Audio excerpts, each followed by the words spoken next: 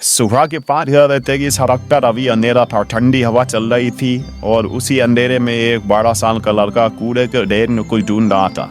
लोग उसे देखकर नाक सिकुड़ते हुए, अरे ये बच्चा भी ना सुबह सुबह कचरा बीनने आ जाता है। लेकिन किसी ने भी जानने की कोशिश नहीं की कि वह ऐसा क्यों करता है। उस लड़के का नाम था अरब।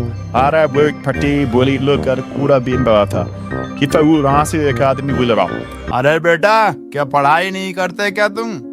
सुबह सुबह कचरा बीनते हो, क्या स्कूल नहीं जाते क्या? अरे भैया, मैं स्कूल भी जाता हूँ लेकिन मुझे काम भी करना पड़ता है, इसलिए मैं पहले काम करता हूँ उसके बाद स्कूल जाता हूँ।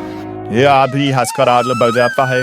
अरब की माँ बीमार थी, घर चलाने के लिए सुबह कूड़ा बीनता और फिर स्कूल जाता था। उस दिन ठंड बहुत थी, उसके हाथ कांप रहे थे लेकिन वे रुका नहीं। तभी उसे कूड़े के पास एक काला बैग दिखाई दिया। अरे ये बैग यहाँ कैसे पड़ा है? अरे यहाँ तो कोई दिख नहीं रहा, ये बैग किसका है आखिर? अरे बाप रे, इतने सारे पैसे! ये पैसे किसके हैं यहाँ? उसके दिमाग में ख्याल आया कि अब माँ का इलाज, नया घर, अच्छे कपड़े, लेकिन तभी एक और ख्याल आया कि पर ये पैसे मेरे नहीं है। और आ रहा उन पैसों से बड़ा बैग वो अपने साथ घर ले जाता है।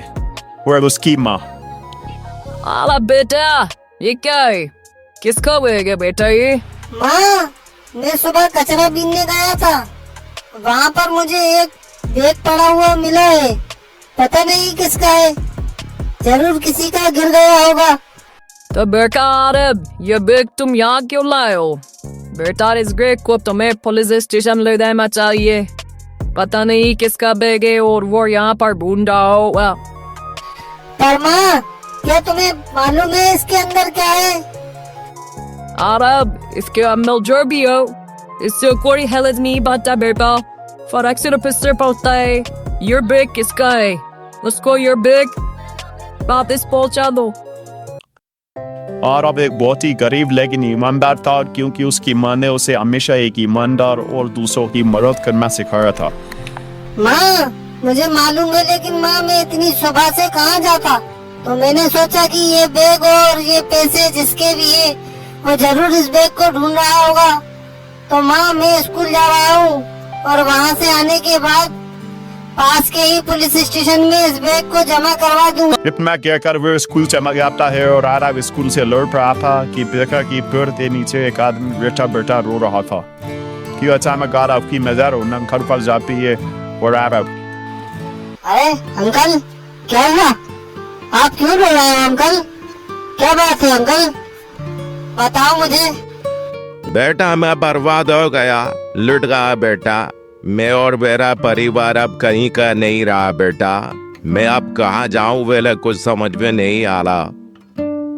पर अंकल क्या हुआ, पूरी बात बताओ अंकल। बेटा मैं गांव की पूरी जमीन और घर बेच कर आया था कि मैं अपनी बेटी के साथ इसी गांव में कुछ व्यापार कर लूंगा। तो रात का समय था, कुछ चोरों को यह आभास हो गया कि मेरे बैग में पैसे है। तो उन चोरों ने हमारा पीछा किया और मैंने उन पैसों को उस भरे हुए कचरे के डब्बे में छुपा दिया और वहां से चले गया। लेकिन बेटा जब मैं सुबह वहां आया तो वे बैग वहां पर नहीं था। मेरे पूरी जिंदगी की जमा पूंजी थी उस। अरे अंकल, आप परेशान नहीं हो, आपका बैग मिल जाएगा, आप सिर्फ मेरे साथ चलिए।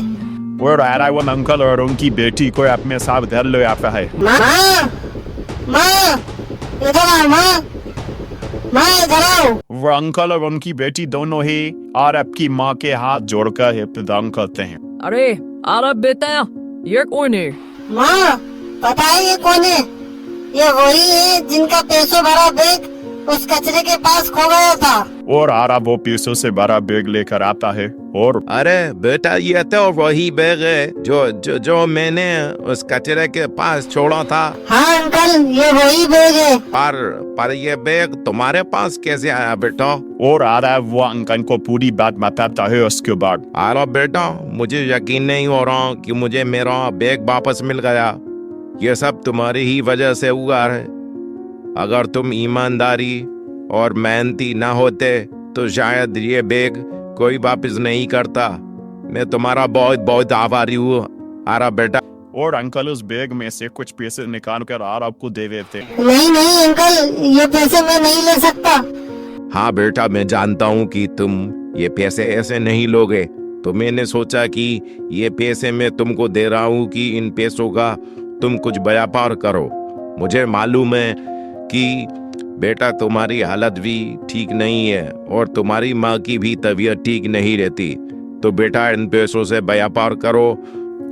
और आरा वो पैसों को लेकर उन पैसों का व्यापार चालू कर देता है।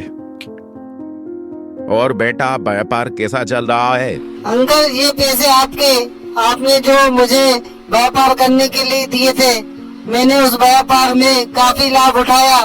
अब मैं आपके पैसे वापस दे सकता हूँ और मेरा व्यापार भी बहुत अच्छा और बड़ा हो गया है। ठीक है आला, पर मैं तुमसे किसी और विषय में बात करने आया हूँ। जी अंकल बोलिए। बेटा आला, तुम्हें मालूम है मेरी एक ही बेटी है और मैं गांव छोड़कर इसीलिए तो आया था कि मैं अपनी बेटी की शादी किसी अच्छे और ईमानदार लड़के से करा दूं। जी अंकल बोलिए, आप क्या बोलना चाहते हैं मुझसे? तो बेटा आरब, क्या तुम मेरी बेटी से शादी करोगे? क्योंकि बेटा तुमसे ज्यादा ईमानदार और मेहनती लड़का मुझे नहीं मिलेगा। और आरब शादी के लिए मान जाता है और इस तरह आरब का व्यापार और भी बढ़ जाता है। तो बेकार में ईमानदारी और मेहनत से हर सपने को पूरा किया जा सकता है।